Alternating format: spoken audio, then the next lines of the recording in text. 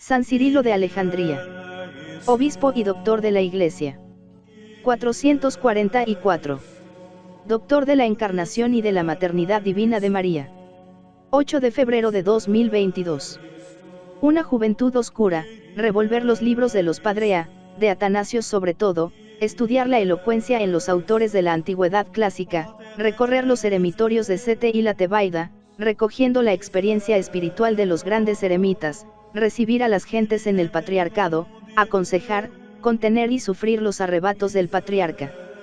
El patriarca era su tío Teófilo, enemigo perpetuo de la paz, juguete de la ambición, perseguidor de los santos, personaje violento, cuyas manos se manchan hoy con el oro, mañana con la sangre. En 412, el sobrino le sucede en la más alta dignidad de la Iglesia en Oriente. El odio que el tío había acumulado se derrama ahora sobre él en infames calumnias. Un día, Hipatia, la ilustre discípula de Platón, ornamento de Alejandría por su ciencia y su hermosura, aparece muerta cerca del museo. ¿Por qué no va a ser Cirilo el que ha puesto el puñal en la mano del asesino? Es solo una insinuación venenosa de la perfidia. Hombre de lucha, Cirilo tuvo siempre enemigos, pero podía mirarlos con la cara serena, como quien no tenía sombras en su conducta. Vida irreprochable, temperamento inclinado al rigor, temple de hierro, espíritu autoritario, esclavo de la ley de la tradición, he aquí los grandes rasgos de aquel gran carácter. Sabe reconocer la inocencia y la justicia. Un día había asistido a aquel bochornoso conciliábulo de la Encina, donde su tío depuso a San Juan Crisóstomo, no obstante, ahora reconoce su falta, e incluye el nombre del Crisóstomo en los dípticos de la Iglesia alejandrina. Es tal vez vehemente y apasionado con exceso, puede habérsele pegado algo de los métodos expeditivos de Teófilo, y así, el principio de su gobierno es inquieto y accidentado, persecuciones de herejes, confiscaciones, expulsión de judíos, desavenencias con los lugartenientes del emperador.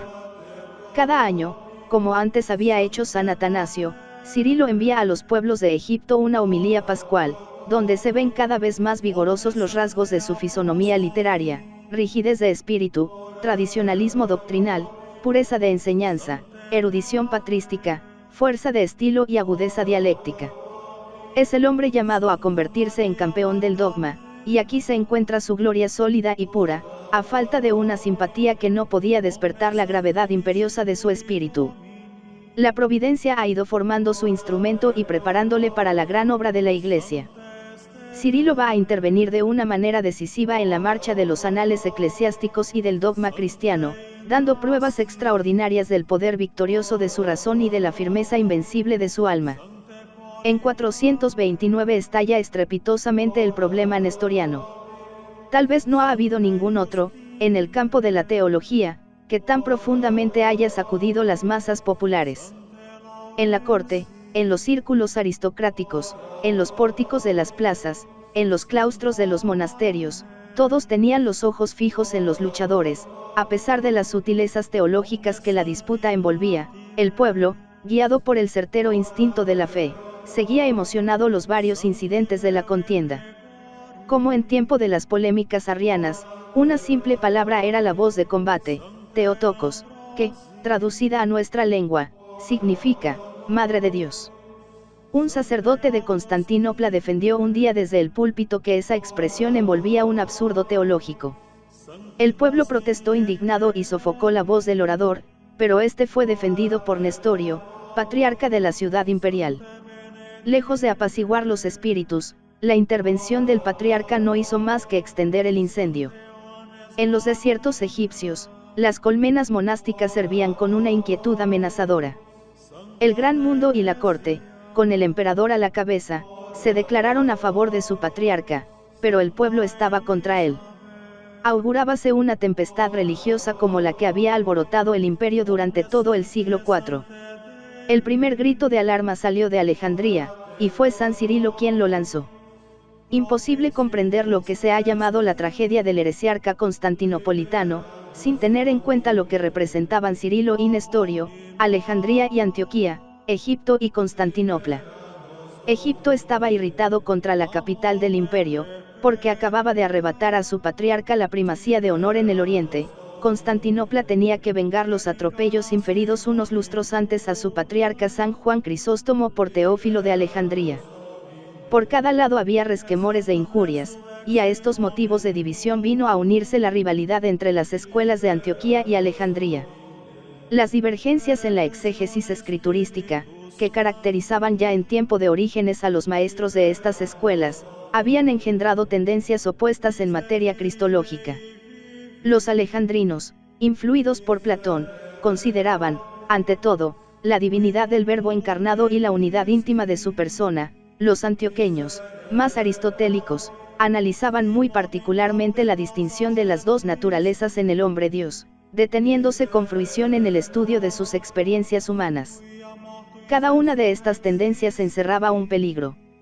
A fines del siglo IV, Apolinar se había extraviado por exagerar la unidad alejandrina, y la escuela de Antioquía caía en los errores contrarios por exagerar la dualidad. Uno de sus maestros, Diodoro de Tarso, combatiendo el apolinarismo, llegó a distinguir de tal manera al Hijo de Dios del Hijo de David, que, según él, el Verbo no era hijo de María. Tras él, Teodoro de Mopsuesfa no se cansaba de repetir que es una locura pretender que Dios ha nacido de una virgen. De Teodoro, maestro de Nestorio, puede decirse que es el primer nestoriano. El discípulo no hizo más que llevar al púlpito lo que el maestro había enseñado en las aulas, con un poco más de precisión y un poco menos de violencia. Nestorio conserva ciertas expresiones tradicionales, y hasta parece ser que reconoció sinceramente la unidad personal de Jesucristo, pero sin penetrar su verdadero alcance, y rehusando admitir las consecuencias de esa unidad en la doctrina de la encarnación. Representante genuino de la escuela gloriosa de Alejandría, continuador de Orígenes, en cuyas obras había visto honrada a la Virgen María con el título de Madre de Dios, discípulo de San Atanasio, por quien sabía, que Jesucristo no es un hombre sobre quien descendiera el Verbo, sino el Verbo mismo nacido con una carne, que era suya. San Cirilo, teólogo sutilísimo, parecía el hombre destinado a precisar la doctrina de la encarnación frente a los extravíes del patriarca de Constantinopla. Su primera intervención tuvo por objeto tranquilizar a los monjes egipcios, que empezaban a moverse en sus lores y eremitorios. Lo hizo en una carta serena y puramente doctrinal. El nombre del heresiarca no aparecía en ella, pero Nestorio se creyó en la necesidad de refutarla públicamente. El choque era inevitable. Cirilo se dirigió directamente a Nestorio. Nestorio le contestó irónicamente que gobernase en paz su rebaño. Parecíale que su posición era inatacable. Tenía fama de austero, era un orador elocuente, un buen exegeta, y tan exaltado en la ortodoxia, que desde su elevación a la sede patriarcal no había cesado de perseguir a todas las sectas heréticas, en especial la de los apolinaristas, a quienes odiaba de corazón, como buen discípulo de Teodoro. Su misma presencia exterior hacía impresión en las gentes. Si vamos a creer a sus contemporáneos, era un hombre cumplido en perfecciones físicas, ojos grandes, majestuoso continente, tinte sonrosado, voz fuerte y sonora. Tan seguro se creía, que le pareció fácil aplastar a su rival en un concilio. No obstante, creyó prudente empezar organizando una banda de hombres pagados, que derramaron toda suerte de calumnias contra Cirilo, cumpliendo su misión con tal habilidad, que el eco de aquella campaña puede verse aún en las historias de aquel tiempo. Herido y amargado, escribía Cirilo, no espere ese miserable que me he de dejar juzgar por él en un concilio, por muchos que sean los acusadores que compre contra mí. Si me mandaren comparecer a su presencia recusaré su tribunal, y con el favor de Dios dilucidaré las cosas de tal manera, que va a ser él quien me dará cuenta de sus blasfemias. Al escribir estas palabras, Cirilo pensaba en Roma. Estaba descartado el apoyo del emperador, que le había escrito una carta amenazadora, tratándole de perturbador de la paz pública. Pero, ¿acaso no había luchado Atanasio, su antecesor, contra todas las fuerzas del imperio, sostenido por los obispos de Roma? Nestorio se le había anticipado, contando a su modo las cosas al Papa Celestino y decía, en resumen, que había creído prudente censurar el término Theotokos, por el abuso que de él hacían los apolinaristas, salida hipócrita que no logró despistar la buena fe de los teólogos romanos. Sin embargo, dudaban aún los espíritus, cuando llegó el informe del patriarca alejandrino, acompañado de una copiosa colección de discursos y epístolas de Nestorio. Poco tiempo después, los legados pontificios caminaban hacia el oriente portadores de la solución. Nestorio debía retractarse públicamente, siendo Cirilo el encargado de proceder a la ejecución de la sentencia. Se ha dicho que San Cirilo no era hombre para usar con moderación de la victoria, y que sus excesivas exigencias solo sirvieron para envenenar la cuestión y prolongar el conflicto. Esta censura va enderezada contra el documento famoso que se conoce en la historia con el nombre de Anatematismos de San Cirilo. Al ver la tempestad que rugía sobre su cabeza, Nestorio publicó una declaración conciliadora, pero en último término evasiva, aceptando la expresión Theotokos, pero solo provisionalmente, hasta que un concilio general decidiera sobre ella. No le quedaba más remedio, el pueblo le maldecía, la corte le retiraba su apoyo, sus amigos le abandonaban, y el que más podía favorecerle, Juan, obispo de Antioquía, su antiguo condiscípulo, le aconsejaba la sumisión. Se acercaba, al parecer, el desenlace del drama, cuando aparecieron los anatematismos, 12 artículos que el patriarca de Alejandría presentaba a la aprobación de Constantinopla, bajo pena de excomunión. El asunto se complicó, y la causa de Nestorio empezó a reanimarse. Llámale a Cirilo la mejor intención. Conociendo lo escurridizo y sutil de la mentalidad de su adversario, había querido cerrarle todas las salidas. Como Arrio, en otro tiempo, Nestorio echaba mano de todos los procedimientos para evitar el anatema. Aceptaba el término Theotokos, pero cambiando el acento, lo cual hacía que, en vez de Madre de Dios, significase Hijo de Dios. Otras veces, alterando solo una letra, leía Theodokos, que significa receptáculo de Dios. Reproducíase la contienda de Homousios y Homoiusios, y San Cirilo hacía bien al salir al paso a todas estas sutilezas y puerilidades. Sin embargo, se extralimitó al tratar de imponer a los antioqueños la terminología de su escuela. Hoy la expresión, unión hipostática, imaginada por San Cirilo, nos parece un gran acierto teológico, pero la palabra hipóstasis significaba para los maestros de Antioquía más bien la naturaleza que la persona, y por eso no podían admitir el segundo anatematicino, según el cual la divinidad y la humanidad se habían juntado en Cristo, hipostáticamente. Del mismo modo, cuando San Cirilo hablaba de unión física, asentaba únicamente que la unión era real y verdadera, en contraposición a moral, pero sus adversarios, inevitablemente, habían de ver allí la afirmación de una sola naturaleza. Era el error apolinarista, que habían intentado combatir. Los ánimos se agriaron, un gran número de obispos abandonó al de Alejandría, y los secuaces de Nestorio volvieron a agruparse en torno suyo. Como único recurso quedaba el concilio general. Le había pedido Nestorio, y Cirilo le aceptó de buena gana. El Papa nombró sus legados y el emperador le convocó para el mes de junio del año 431, en la ciudad de Éfeso. Los dos protagonistas fueron los primeros en acudir, llevando cada uno más de un centenar de obispos. Faltaba el patriarca de Antioquía, con los sirios, sus diocesanos. El 6 de junio recibió Cirilo una carta en la que Juan le pedía algunos días de espera, excusando su tardanza en lo largo del viaje y en la muerte de algunos caballos. Cirilo esperó 2 semanas, enviando entre tanto a Nestorio algunos obispos para reducirle nuevamente a la verdad. El heresiarca, más obstinado que nunca, contestaba amenazador, profiriendo los despropósitos más contradictorios. Es difícil explicarse la psicología de Nestorio en estos momentos para él decisivos, y lo más sencillo es representárnosle, con Éfele, como una especie de charlatán, que casi sin darse cuenta pasa de un extremo al contrario, de la ortodoxia a la herejía. Después de todo, declaraba, estoy conforme en confesar que María es Madre de Dios, siempre que no se dé a estas palabras un sentido apolinarista. Pero, obligado a declararse más a fondo, añadía, nunca reconoceré como Dios a un niño, que ahora tiene 2 meses y luego 3. Viendo que sus esfuerzos eran inútiles, Cirilo se decidió a obrar severamente. Juan no acababa de llegar, pero había llegado una carta suya en la cual exhortaba a obrar en justicia, sin preocuparse de él. Sin duda, pensó Cirilo, no quiere asistir a la humillación de su amigo, pero los planes del sirio eran menos inocentes. El 22 de junio, los obispos se reunieron en la Basílica de Santa María. Nestorio, invitado reiteradamente a tomar parte en las deliberaciones, respondió la primera vez que lo pensaría, la segunda, que iría cuando se reuniesen todos los obispos, y la tercera vez, la delegación del concilio fue brutalmente arrojada de su casa por la Guardia Imperial, que le escoltaba. Contaba el patriarca con la intervención del emperador para impedir la celebración de la asamblea, y efectivamente, al comenzar la primera sesión, presentóse el jefe de la guardia intimando a los obispos la orden de dispersarse. Los partidarios de Nestorio obedecieron, pero la inmensa mayoría continuó impertérrita en sus puestos.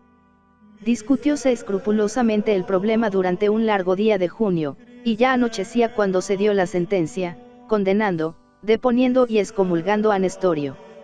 Ahí conocer la noticia el pueblo de Éfeso, que había aguardado desde la mañana en torno de la basílica, prorrumpió en gritos de alegría.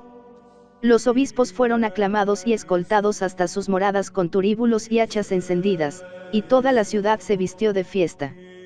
Los gritos y las luminarias, los inciensos y los regocijos duraron toda la noche. El sentido del pueblo cristiano comprendía que aquello significaba el triunfo de María sobre la serpiente. Sin embargo, la lucha no estaba terminada. Meditando venganza, Nestorio intrigaba con sus amigos de la corte. Estaba ciego de cólera. El concilio le había calificado de impío, y al comunicarle la sentencia se le había comparado con Judas. Confiaba en el patriarca de Antioquía, y vióse que no había echado mal sus cálculos, cuando, 3 días más tarde, llegó Juan con sus sufragáneos. El juego estaba premeditado.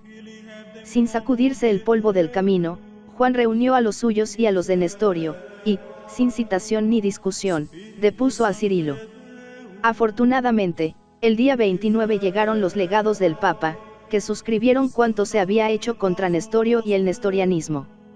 El emperador Teodosio II, convencido al fin de la sinrazón de su patriarca, confirmó la deposición y le relegó a los últimos confines del imperio. Juan de Antioquía cedió también después de larga resistencia, pero no sin exigir condiciones. Cirilo renunció a su terminología y él aceptó el fondo de la doctrina, suscribiendo la condenación de Nestorio. Con su mirada de águila, el patriarca de Alejandría se dio cuenta del cisma inminente, y con su moderación y prudencia conjuró el peligro.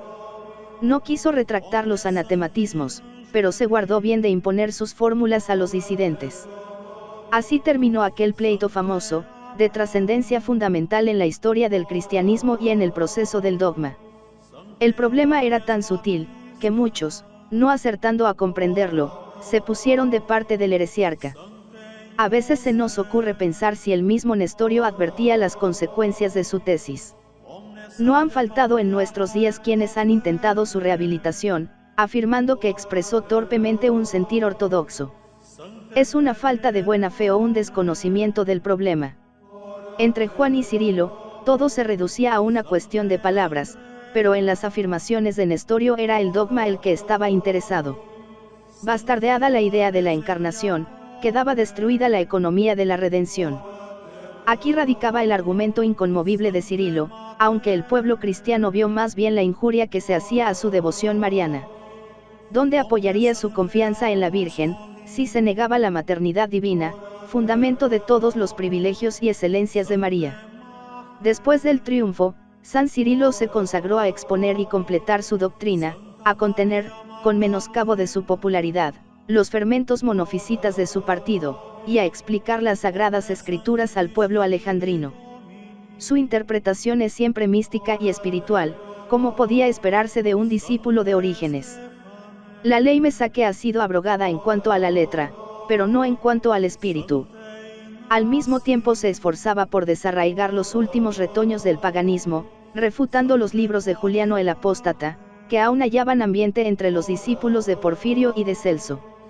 Defensor acérrimo de la ortodoxia, es también uno de sus más ilustres expositores. Teólogo profundo, exegeta ingenioso, vigoroso polemista. Es el más dogmático y el más escolástico de todos los padres, y también el más tradicional. Él pone fin a las controversias trinitarias, aunque su actividad se desenvuelve, sobre todo, en el campo de la cristología. No obstante, Ha hablado también magníficamente sobre la redención, la acción del Espíritu Santo en las almas, el bautismo y la Eucaristía. Defensor del dogma en la encarnación y de la maternidad divina de María, puede llamársele también el doctor de la gracia santificante.